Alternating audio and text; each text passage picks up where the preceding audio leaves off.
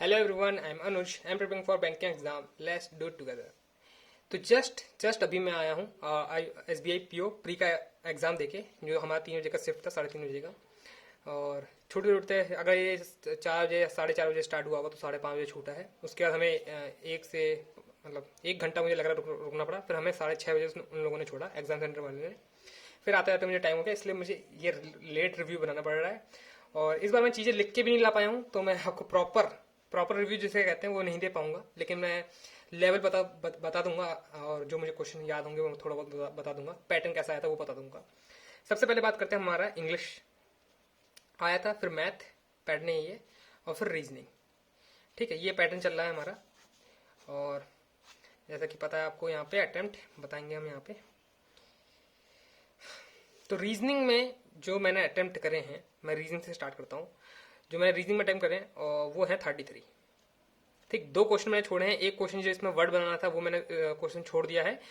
और एक क्वेश्चन जो ब्लड रिलेशन था। अब मैंने एक चीज नोटिस करी है, ऐसे ब्लड रिलेशन काफी आ रहे हैं। आपने भी अगर नोटिस करा हो तो बताना। सेम शिफ्ट में तो ये आपको ब्लड रिलेशन आया होगा। इस ब्लड रिलेशन में क्या था, जो क्वेश्चन पूछा था के रिस्पेक्ट में पूछा था, जहां तक मुझे याद है, कमेंट बॉक्स में कंफर्म करवा देना। के रिस्पेक्ट में पूछा था कि के किस प्रकार से रिलेट करता है पी से, है ना। तो के जो बन रहा था वो ग्रैंड सन बन रहा था, है ना। ग्रैंड सन बन रहा था के। मैंने क्योंकि 2 बार बनाया, दोनों बार में ग्रैंड सन ही बन रहा था। और ऑप्शंस में इसमें पूछा, ये भी पूछा था डेफिनेटली बताना, डेफिनेटली भी बोला था। ऑप्शन में CND था, ठीक है, ग्रैंड फादर था, अंकल था, शायद मदर इन लॉ भी था। ठीक है, ऐसे करके क्वेश्चन ग्रैंड सन दे ही नहीं रखा था, ग्रैंड डॉटर भी नहीं दे रखा था। ठीक है, इसका जेंडर डिफाइन था, पी का जेंडर डिफाइन नहीं था। अब ऐसे क्वेश्चन काफी आ रहे हैं, मुझे लगता है इसका आंसर CND होगा, लेकिन मैंने मार्क नहीं करा। वही चीज, मुझे अपनी एक्यूरेसी मेंटेन करनी थी, इसलिए मैंने मार्क नहीं करा। मैं कंफ्यूजन तो था, और मैंने ये क्वेश्चन, सेम क्वेश्चन मैंने RRB PO में भी देखा था, RRB PO मेंस में। ठीक है, उसमें भी ये क्वेश्चन CND लोग मार्क करके आए थे, मैंने उसमें भी छोड़ दिया था।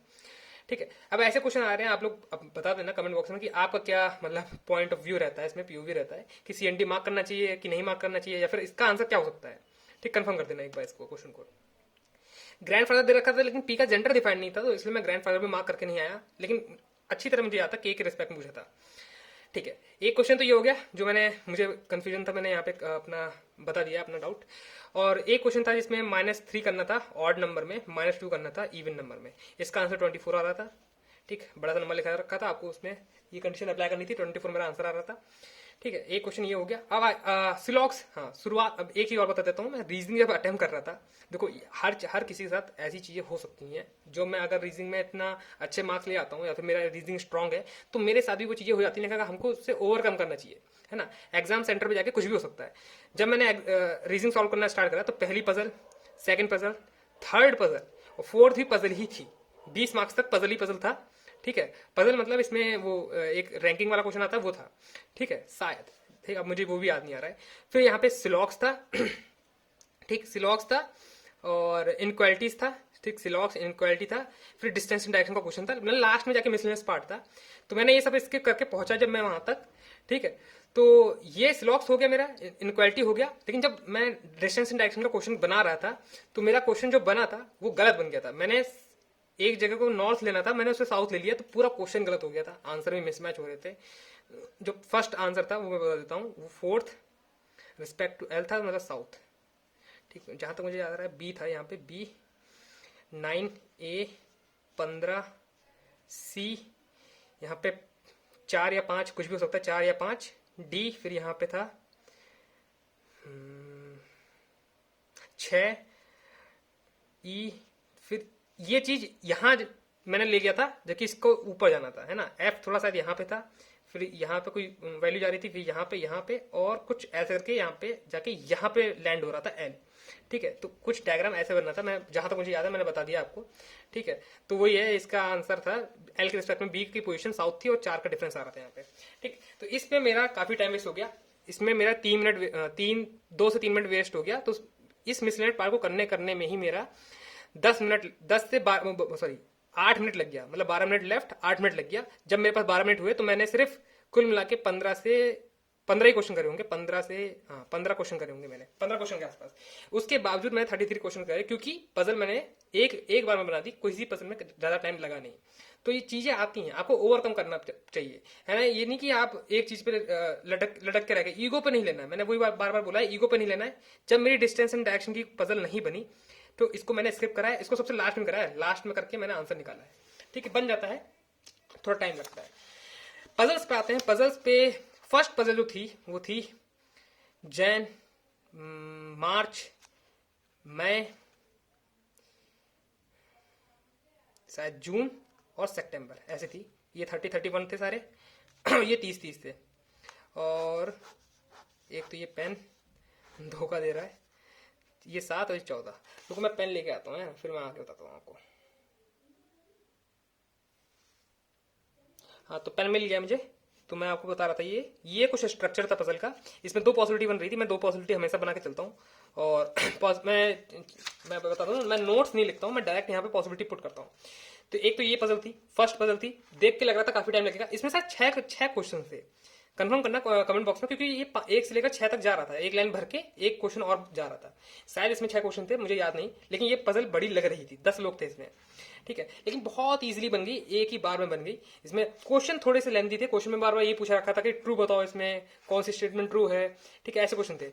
और सेकंड पजल में था 6 लोग थे और उनकी पोजीशन थी clerk, assistant manager, DGM, manager, है ना, CLS करके कुछ 6 पोजीशन थी, है ना। इसके बारे में दे रखा था। मे भी शायद इसमें प्लेसेस के नाम, जैसे लखनऊ था, है ना, यहाँ पे शायद लखनऊ था, यहाँ पे शायद गुवाहाटी था, यहाँ पे नागपुर था। ठीक है, और एक पर्सन और था, यहाँ पे भी कुछ चीज़ें फिट बैठ रही थी, है ना। मुझे अब इतना याद नहीं आ रहा है, इसलिए मैं बोला मैं इस बार लिख के नहीं लाया, तो इसलिए ज़्यादा मुझे याद नहीं है।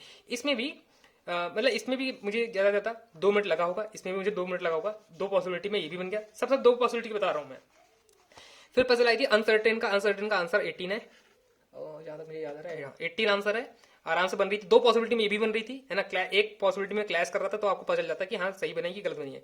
18 आंसर था, ये भी इजी पजल थी, 2 मार्क्स का, 2 मिनट में ये भी बन रही थी। एक पजल थी जिसमें पी इधर बैठा है, 3 छोड़ के आर बैठा है, आर नॉर्थ देख रहा है, इसमें 8 लोग बैठे हैं, कुछ साउथ देख रहे हैं, कुछ नॉर्थ देख रहे हैं। ठीक है, एक पॉसिबिलिटी ये बनती, एक पॉसिबिलिटी ये बनती, है ना। तो आप इस वाली पॉसिबिलिटी में आंसर आ रहा था, है ना, पी मतलब पी इस साइड था। ठीक है, और सेकंड टू द राइट में यू था, 3 छोड़ के मैं बना ही देता हूँ, 3 एक बार मैं बनाने का ट्राई करता हूँ। 1 2 3 आर, 1 छोड़ के यू था, यू 1 2 3 छोड़ के एस या फिर टी था, शायद 1 2 3 4 5 6 7, यहाँ पे डब्ल्यू था, इतना तो मुझे याद ही आ रहा है। हाँ, ऐसी था, क्योंकि इसमें बोल रखा था कि यू और एस में 2 ज्यादा बैठे हैं ना। अब मुझे याद नहीं आ रहा है, शायद इधर वी था, इधर टी था, कुछ ऐसे करके पजल थी, डब्ल्यू इधर, मतलब ऐसे करके पजल होनी थी। वो मेरा मोटिव ये है बताने का आपको कि पी की इधर से स्टार्ट नहीं था, पी का इधर से स्टार्ट था। मतलब 2 पॉसिबिलिटी बन रही थी, लेकिन इस वाली पॉसिबिलिटी से राइट आंसर आ रहा था। एक क्वेश्चन ये हो गया, 1 2 3 4 पजल हो गई, 4 मतलब 20 मार्क्स का हो गया। एक शायद पजल और थी, सबसे लास्ट में पजल थी, और मुझे अब वो याद नहीं आ रही पजल। हाँ याद आ गया। 7 लोग थे, 7 6 5 4 3 2 7 थे या फिर 8 थे, और उसका अलग अलग कलर थे, उसमें पसंद थे, कलर थे, है ना। रेड, 1 छोड़ के ए, 1 छोड़ के डी था, ऐसे करके था। मतलब ये बन रही, ये स्टेटमेंट बन रही थी, 2-3 स्टेटमेंट मिला के ऐसे बन रहा था, जैसे कि डी और रेड के बीच में 3 लोग हैं, है ना। 1 2 3 4 5 6 7, हाँ 7 ही लोग थे, है ना। रेड के जस्ट नीचे येलो था, शायद येलो था या फिर कोई कलर था। ब्लू के जस्ट नीचे पिंक था, ऐसे इमीडिएट, मतलब ऐसे करके ये जो स्टेटमेंट बताइए, ये तो पक्का ही थी। 7 लोग थे, ये पजल बन रही थी, तो 25 मार्क्स से इधर हो गया, बाकी 10 मार्क्स से मिसलेनियस पार्ट। तो कुछ ऐसा रीजनिंग का पेपर गया है, काफी लेंथी मैंने बता दिया है। अगर मैं लिख के लाया होता तो मैं और अच्छे से एक्सप्लेन कर पाता था, लेकिन मैं लिख के नहीं लाया हूँ। इसे 33 मैंने मार्क्स का करा है इसमें, और मुझे लगता है मैंने अपनी फुल एक्यूरेसी दी है इसमें। ठीक है, 1-2 अगर गलत होते हैं तो गलत हो सकते हैं। ठीक, फिर आते हैं हम लोग मैथ पे आते हैं, क्वांट सेक्शन।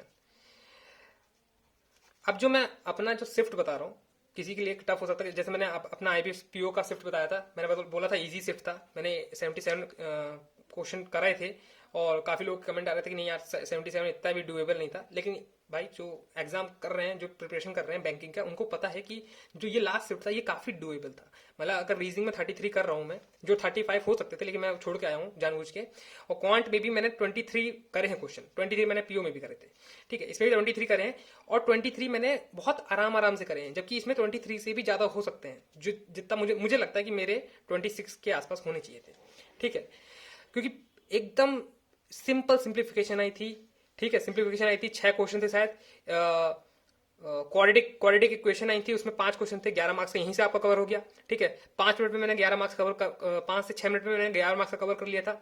उसके बाद डीआई आई थी, डीआई एकदम डीआई इजी आई थी, पी क्यू आर एस ऐसे डेटा दे रखा था, शायद P Q R S T हो सकता है।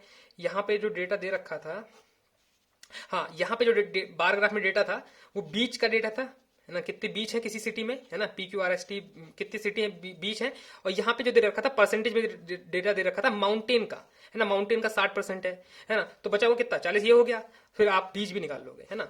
बहुत इजी डीआई, इसके बहुत इजी क्वेश्चंस, ज्यादा मुश्किल क्वेश्चन नहीं थे, बहुत इजी, मतलब लैंग्वेज से काफी इजी क्वेश्चन थे, बस ये बोल रखा था डी का 25% या फिर उसका हाफ कर दो ये करके, उसके बाद डिफरेंस निकालना है, ऐसे करके क्वेश्चन था। एक ये डीआई थी जो मैंने बता दी आपको, एक डीआई और थी, हाँ टेबुलर डी आई थी, ए बी सी डी, ये भी टेबुलर डी आई थी, केसलेट नहीं आई, 2 डी आई थी, बाकी सब अर्थमेटिक आया था। अर्थमेटिक में ज्यादा क्वेश्चन करे नहीं, मैं बता दूंगा अभी जो मैंने करे हैं। इसमें था डेटा ईवी, ईवी पेट्रोल और डीजल कार का, कार जो सोल्ड हुई है, ये इस बात पे ध्यान रखना क्योंकि इसमें क्वेश्चन आया था, अनसोल्ड का क्वेश्चन आया था, जो सोल्ड हुई है उनका डेटा दे रखा था, है ना, अनसोल्ड का क्वेश्चन आया था वो अलग होता है। तो ईवी पेट्रोल डीजल इन सबका कंबाइंड डेटा यहाँ लिखा रहा था, इसका 400 था, है ना, इसका आंसर 200 आ रहा था। ईवी, है ना, ईवी जो था वो परसेंटेज में लिखा था, है ना, बहुत लंबी लैंग्वेज लिखी थी, है ना, ईवी परसेंटेज बोल सकते थे लेकिन बहुत लंबी लैंग्वेज लिखी थी, उनको लेंथी बनाना था, लेकिन यही बोला था कि टोटल में से जितना है ये परसेंट लिखा है वो ईवी का है। और यहाँ पे जो लिखा था वो भी बहुत लंबी लैंग्वेज लिखी थी, है ना, बार बता रहा हूँ लंबी लैंग्वेज लिखी थी, लेकिन जो डेटा था वो पी माइनस डी था, बस पेट्रोल माइनस डीजल का डेटा था। यहाँ पे 40 था, यहाँ पे 30 था शायद, ये भी शायद 30% था, इसका 90 आ रहा था, यहाँ पे 300 था, ठीक है, 90 बचा हुआ 270 और कुछ था ऐसे करके डेटा था। और डेटा मतलब 0 में नहीं आ रहा था, कुछ कॉम्प्लेक्स नंबर आ रहा था। इसमें 183 था डी वाले में, जितना मुझे याद है मैं तो बता रहा हूँ, है ना।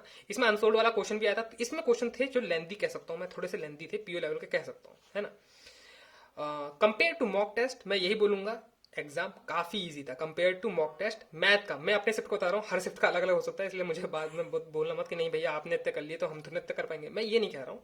जिन लोगों की प्रैक्टिस है, जिनके पास एक्सपीरियंस है ना, 1-2 साल से, मैं जैसे 3 साल से लगा हूँ, मुझे पता है, एक्सपीरियंस है कि हाँ कैसे क्वेश्चन होते हैं। मैंने 2 इसके एसबीआई दिए हैं, है ना, तो मुझे पता है कि इनका लेवल कैसा आता है, तो उस हिसाब से मुझे तो इस बार का लेवल इजी लगा। हो सकता है मेरा एक्सपीरियंस ज्यादा हो गया इसलिए मुझे इजी लग रहा हो, ठीक है। बाकी मार्क्स आते हैं, कुछ भी उल्टा भी हो सकता है, मेरा क्या होता है अभी कहना तो नहीं चाहिए कि ना निकले, ये भी हो सकता है, लेकिन जितना मैंने आज देखा है मैं उस हिसाब से बता रहा हूँ, ठीक है।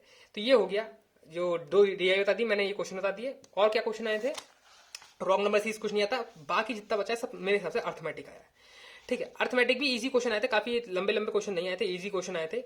एक पार्टनरशिप का क्वेश्चन आया था 15, यहाँ पे 12 था, मैं अब याद नहीं आ रहा बिल्कुल, मैं बता भी नहीं पाऊंगा। टी का हमको मान बताना था, टी का मान था, टी का मतलब टी की वैल्यू बतानी थी, हिंदी में आ गया मैं, टी का वैल्यू 8, टी की वैल्यू 8 आ रही थी।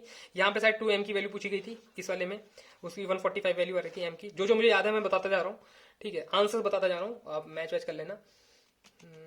एकदम लास्ट में एक क्वेश्चन था जिसमें 105 फ्लूइड था, जिसमें 2 और 5 का मिक्सचर था, हाँ 2 और 5 का मिक्सचर था। इसमें भी शायद रेशियो पूछा था, हाँ इसमें भी 50% आंसर आ रहा है, आप लोग मिला लेना, मेरा 50% आंसर आ रहा था, ठीक है। जो मैथ के क्वेश्चन है वो मैं आपको बता रहा हूँ, जो जितना मुझे याद आ रहा है, ठीक है। तो ये मैथ था, मैंने रीजनिंग भी बता दिया आपको। इंग्लिश में बताने लायक कुछ ऐसा है नहीं, सब क्लोज टेस्ट आया था, फिल इन द ब्लैंक्स थे, काफी सारे फिल इन द ब्लैंक्स थे। इस बार मैंने 2-4 एरर के क्वेश्चन अटेम्प्ट करे, जिसमें एक एन पे BID बिट लिखा था, एक मेरे हिसाब से ये एरर आ रहा था। ए वाले एरर काफी आ रहे थे। स्पेलिंग में एरर था, स्पेलिंग में एरर आपको स्पेलिंग मिस्टेक फाइंड आउट करनी थी, ठीक है। एक में शायद एडजस्टिंग था कि हाँ ऐसे कर कुछ था, मुझे लग रहा है वो एरर, मतलब वो उसमें ING नहीं आना चाहिए था मेरे हिसाब से, तो ठीक है। और क्लोज टेस्ट है, क्लोज टेस्ट काफी इजी लग रहे थे मुझे। आरसी इजी नहीं थी, लेकिन आरसी का क्वेश्चन काफी क्वेश्चन भी इजी नहीं थे, आरसी थोड़ी सी लेंथी कह सकते हो आप, आरसी थोड़ी लेंथी थी। हाँ, रीअरेंजमेंट आए थे, वो भी जो मैं बोलता हूँ आपको, एक क्वेश्चन में 5 जो लिखे होते हैं उनको आपको रीअरेंज करना था। 3 आए थे शायद, और 2 तो काफी इजी थे, एक थोड़ा मुझे टफ लगा। ठीक है, वो लास्ट वाला था, मुझसे बन नहीं रहा था, लेकिन मैं फिर भी बना के आ गया क्योंकि मैंने ऑप्शन से फाइंड आउट करा। क्योंकि सिंपल पढ़ो तो, क्योंकि नो अरेंजमेंट था, सिंपल पढ़ो तो नहीं बन रहा था, लेकिन ऑप्शन से पढ़ने पे बन रहा था। ठीक है, एकदम लास्ट वाला था।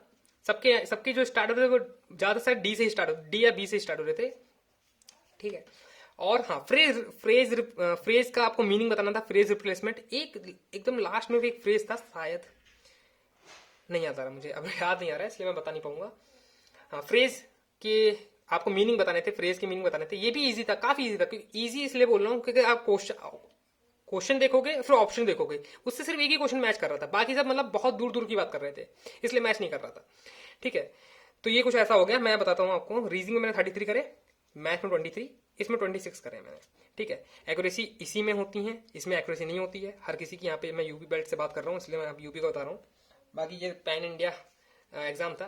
टोटल अगर देखा जाए तो इस बार मैंने 82 अटेम्प्ट करा है। 82 काफी ज्यादा अटेम्प्ट होता है, लेकिन मुझे लगता है इसमें नॉर्मलाइजेशन होगा और कुछ मेरे मार्क्स कटे जाएंगे, इसमें पता बिल्कुल नहीं चलेगा। ठीक है, जो होगा फिर देखा ही जाएगा। अब हम लोग इसके बाद IBPS PO मेंस की तैयारी करेंगे, क्योंकि 5 तारीख को पेपर है मेंस का। ठीक है, तो मैंने बता दिया कैसा पेपर आ रहा है। ये लास्ट शिफ्ट का मेरा ऐसा पेपर था। इस शिफ्ट में जो भी बच्चे एग्जाम दिए हों वो अपना अपना मतलब क्या कंफर्म कर सकते हो, और एक बार लिख के बता देना कि आपने कितने अटेम्प्ट करे हैं। ठीक है, कि आइडिया हो जाए कि हाँ इतने अटेम्प्ट करे जा सकते थे, नहीं करे जा सकते थे। मेरे हिसाब से इतने अटेम्प्ट जस्टिफाइड हैं, जो बहुत दिनों से, बहुत सालों से तैयारी कर रहा है वो। क्योंकि मेरे शिफ्ट में मैंने एक से पूछा था, उसने यार 60 अटेम्प्ट करता है वो, लेकिन SSC का बंदा था। 60 अटेम्प्ट SSC में भी कर दिया उसने, काफी मुझे इंप्रेसिव लगा, क्योंकि उसने रीजनिंग में 14 करे उसने पास, बाकी मैथ में उसने 20 करा था, इंग्लिश में उसने ठीक ठाक करी होगा इसमें 34 26। हाँ, तो वीडियो को यहीं पे एंड रखते हैं, और क्योंकि अब पूजा स्टार्ट होने वाली है, आपको पता ही है आज करवा चौथ है, और हम लोगों को तो इतना मैटर नहीं करता क्योंकि हम लोग अभी स्टूडेंट्स हैं। लेकिन कुछ लोग मैरिड भी तैयारी कर रहे हैं, तो उनके लिए कॉन्ग्रेचुलेशन, और या फिर हैप्पी करवा चौथ, जो भी कहते हैं। And that's all for today. I'll meet you guys in next video. Till then, work hard and stay motivated. Thank you guys for watching, and do mock test.